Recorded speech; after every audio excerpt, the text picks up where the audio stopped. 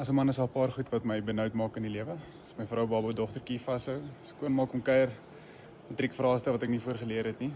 Slat ek vir jou in 'n koue bewe in so 'n toipom wat 'n koekie gesteel het en my vrou sê November is eintlik die maand wat mans bewus moet wees van hulle gesondheid en veral om hulle prostaat te laat toets. Nou terwyl ek besig is om saggies, ek sal nie bang wees van Joe Black te neerie my bakkie vas te hou. Sê my vrou, wag, is nie meer 1930 nie, daar's eenvoudiger maniere om hierdie ding te doen en jy hoef nie al te begin push-ups doen en jou gewapens reg te hê nie.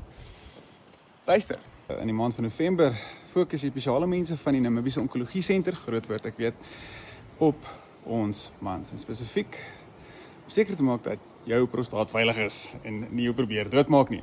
En dit is nie so erg soos jy dink nie, daar's 'n paar eenvoudige stappe en haal diep asem en moet asseblief nie bang wees nie. So ek is goeie mense en banger vir my vrou se prostaattoets.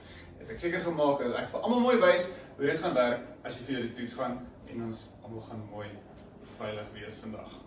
So, klaarblyklik het ek nie 'n selfverdedigingsbed nodig vir die oefening nie en ook nie enige wapen nie. Al wat nodig is 'n skerp voorwerp en 'n slim stokkie en 1 2 3 blok myself.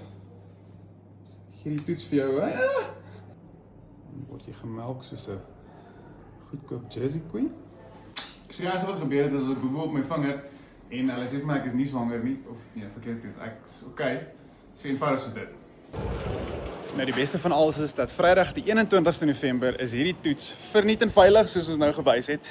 En as jy kom vir 'n toets daardie Vrydag, dan kry jy ook 'n verniet haar sny wat my vrou sê ek ook nodig het by Tatekulu. So maak seker jy kom, kry die toets baie vinnig, baie vriendelik en maak seker jy doen die regte ding. Sien jou daar.